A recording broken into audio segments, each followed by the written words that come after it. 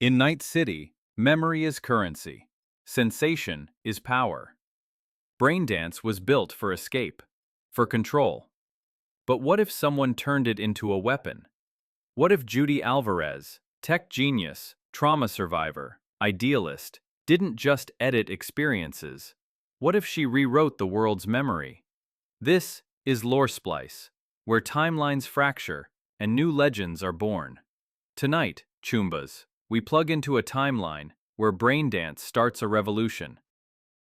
Judy Alvarez. A name whispered in the underground like a prayer or a warning. You know her, Lizzie's Bar, Mox Enforcer, V's ally, master of the beady rig, soulful, soft-spoken, scarred by betrayal, fueled by heartbreak. But who was she before the revolution? To understand Judy's rise as a Braindance revolutionary, we need to dive back into her origin. Judy was born in Laguna Bend, a quiet town nestled on the southern edge of the Badlands. It wasn't much: modular homes, solar panels, nomad trade, a tight-knit community. But it was hers. Until it wasn't.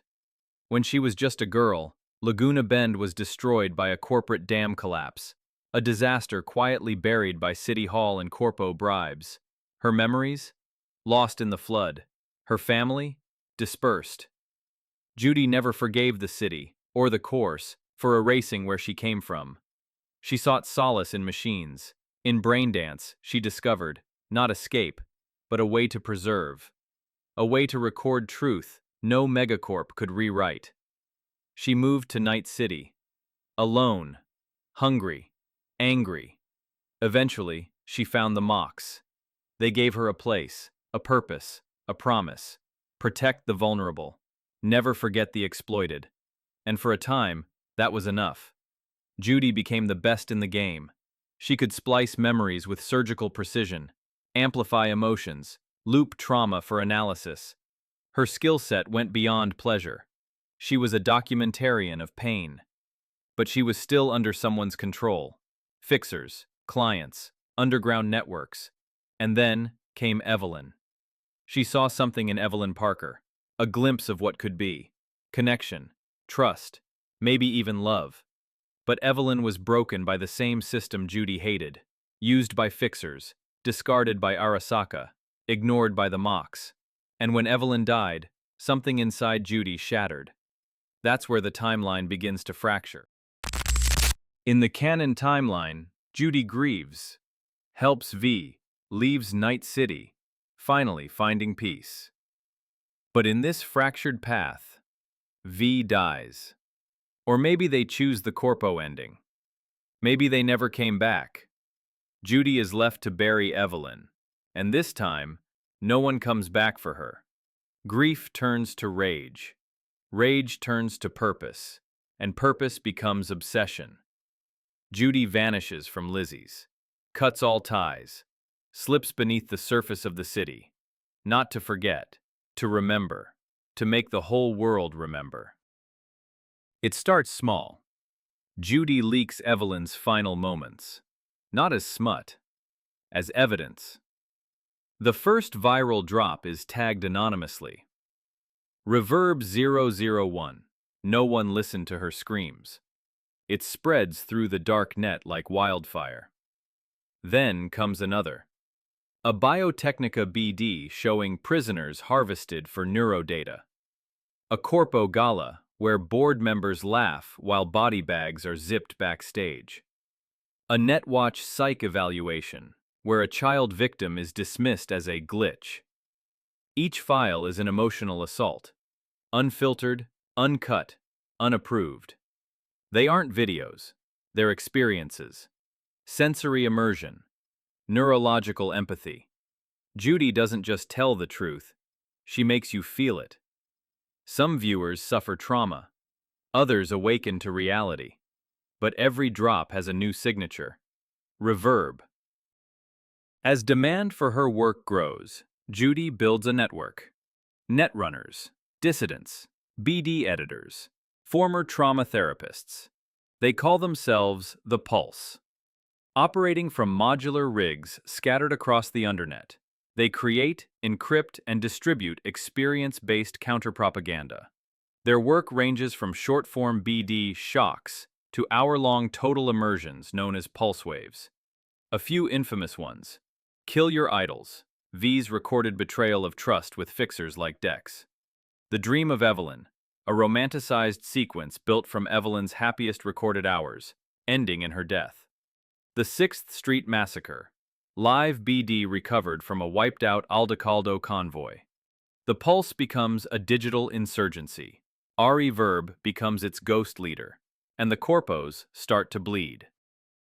No war is one-sided.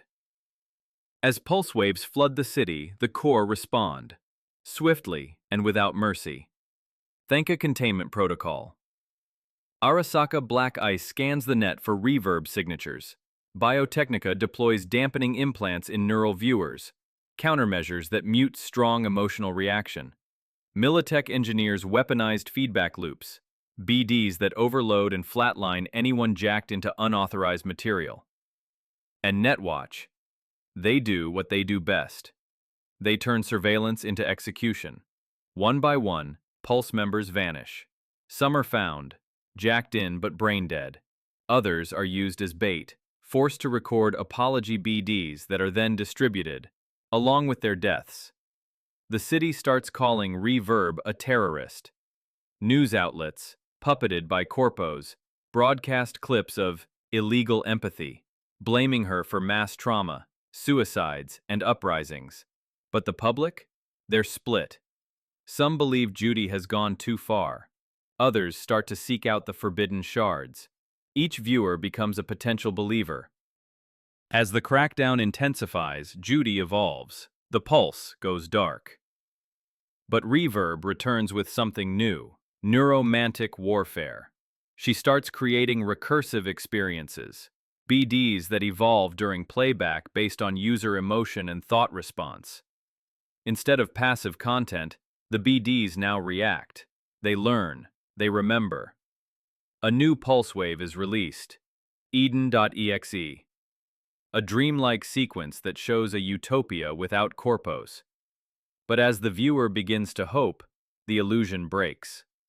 The BD shifts into a reconstruction of the viewer's own memories, corrupted by the systems they ignored. Eden.exe becomes Judy's masterpiece, not because it shocks, but because it changes people. Braindance is no longer propaganda, it's a conversion device, a viral revolution of the nervous system. And Judy?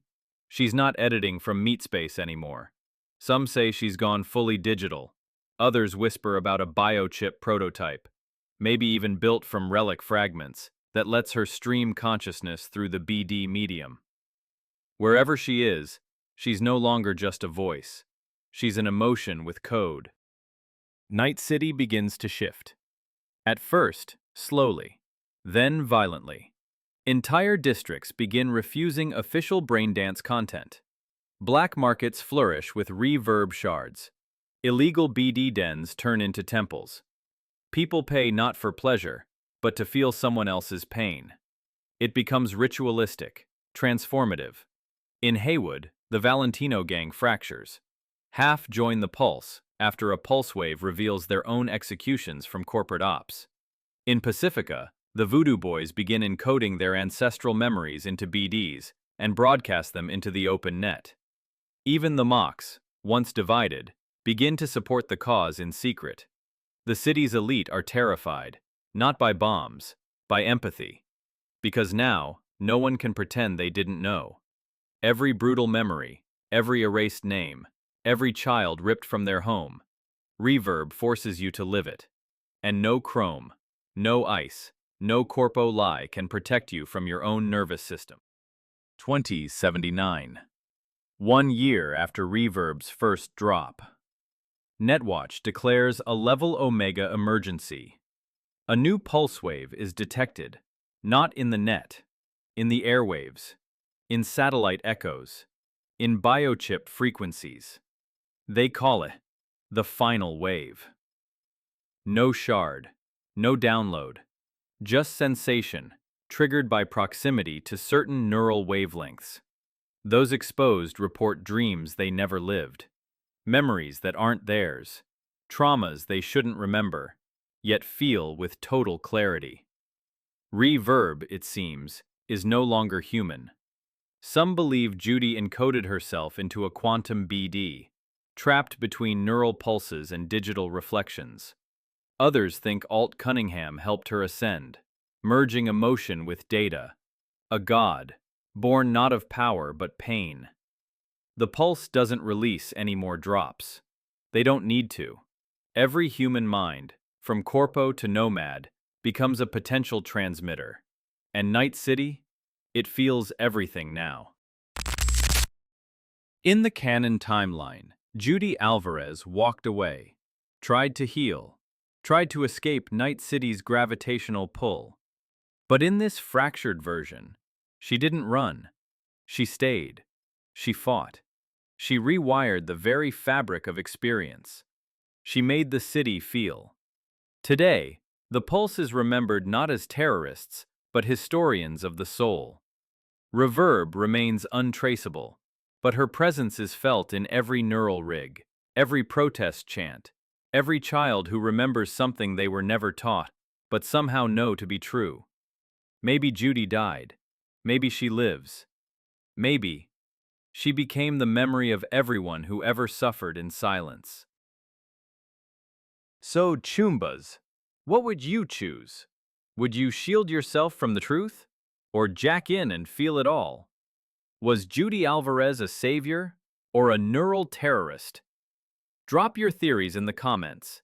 And if you believe memory can change the world, smash that like button, subscribe to LoreSplice, and join us next time, where timelines fracture and new legends are born. Until then, remember, don't just see the truth, feel it.